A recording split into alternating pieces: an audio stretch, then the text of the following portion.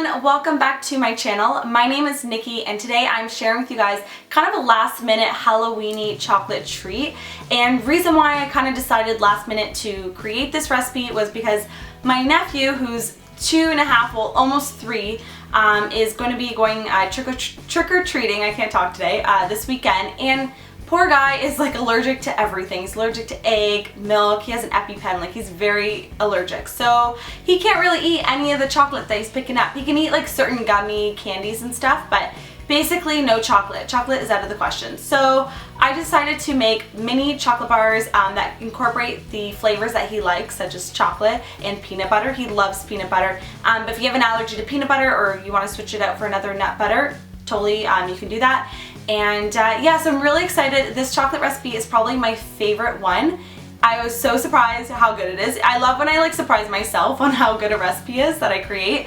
Yeah, I just kind of like envisioned the flavors together and I just whipped it up, and that's how easy it is to cook, guys. Like especially recipes that don't involve baking. You just have fun with it. You don't have to worry about the sciencey side of it, and yeah, and sometimes you create really delicious things like this one, and I don't even have a name for it yet, but it's delicious. So before we get started, if you guys aren't subscribed to my channel already, hit the subscribe button. I will put a button right here you can click on the screen, and if you're on mobile you can just go ahead and scroll down and click that subscribe button so you don't miss any future recipes from me. So let's get right into the recipe. You will need some vegan semi-sweet chocolate chips, shredded coconut, peanut butter, and medjool dates. You will also need some coconut oil, vanilla extract, and some sea salt. Now you want to make sure that you de-pit your dates, and then also too, if yours are a little dry like mine are, and even if they're not dry, I actually like to soak mine first with some hot boiling water, and I just let that sit for about 10 minutes, and this helps make the recipe just that much better and just really helps everything combine. So set that aside for 10 minutes.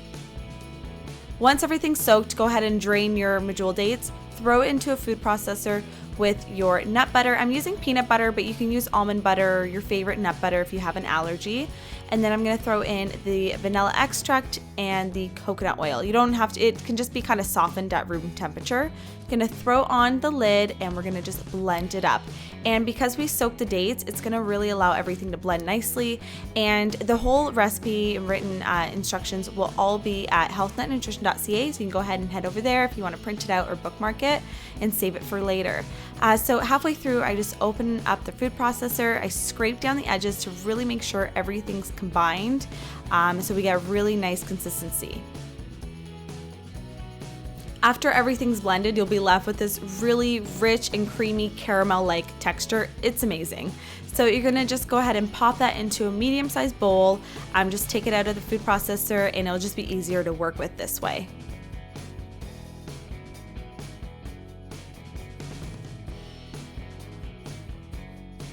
You can go ahead and sprinkle in that unsweetened coconut, shredded coconut, and I just like to fold it in and just kind of combine the two together. I like to use unsweetened coconut, that way we can control the sugar, and I just think it tastes a lot better. So I'm just gonna stir it up with the spatula until everything's nicely combined.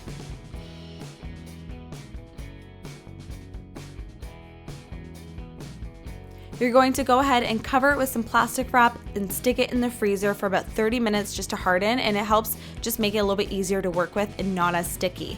So once it's out of the freezer, I'm just using a tablespoon and I kind of just roll out about the same size for each little bar, and then I kind of just flatten it on the sides, and you're just making like a little rectangle chocolate bar. You can make it whatever shape you want. You could even make these into like energy ball shapes, but I thought these would look more like a traditional chocolate bar. So I'm just going to do that with each one until we finish up with the batter.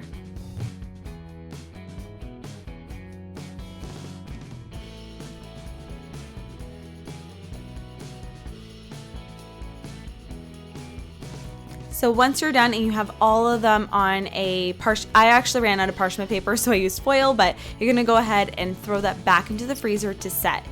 And then meanwhile, you can go ahead in a double boiler. I just use like a pot of water and then a glass bowl on top. You're gonna throw in your chocolate chips, your coconut oil, and sea salt. The sea salt's optional, but I think it gives the chocolate a nice little kick. and you're just gonna constantly stir that. You don't wanna like leave it alone at this point because it could burn. So just stir that until everything melts.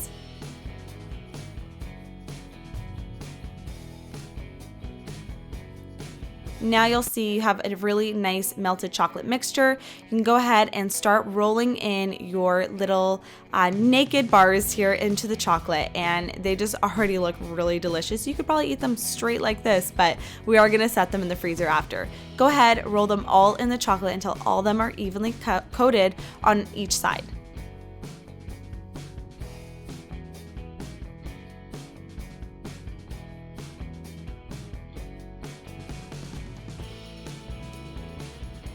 Totally optional. You can also sprinkle a little bit of the extra shredded coconut on top.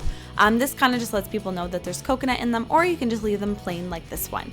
You're gonna go ahead and throw them back into the freezer just to set for about 20 minutes. And then when they come out, they're gonna be so chewy, delicious. You can eat them straight out of the freezer, and they're just a great Halloween treat, or really any day of the year treat. And I've been loving these, and I think you will as well. So definitely try these out.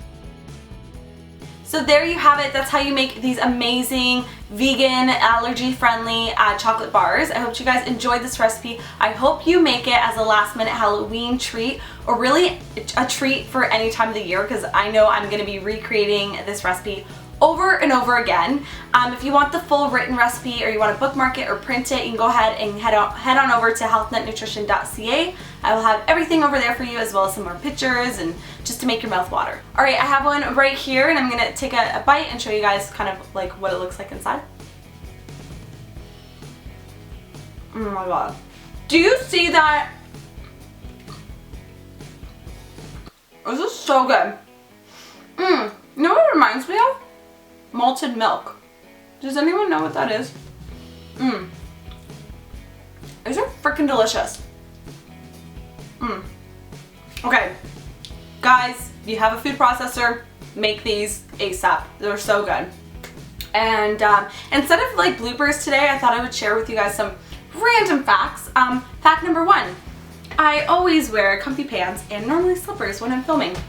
Random fact number 2, I did not curl the back of my hair because it's like 6 o'clock at night right now, which seems really late right now in Toronto because it's like pitch black outside. Random fact number 3, I only put makeup on to film this video right now. I was makeupless all day. I don't know why I put makeup on. Eat the rest of this and make a melted mess.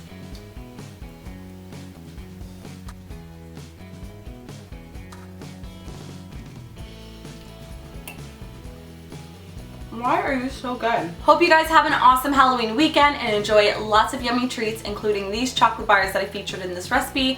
You guys have to make them. I know you're gonna be obsessed with them like I am. Give this video a big thumbs up if you liked it, and don't forget to subscribe for more delicious recipes like this one. I will see you guys in my next one. Talk to you later. Bye! And today I'm gonna be sharing with you guys my creamy roasted red pepper and tomato soup.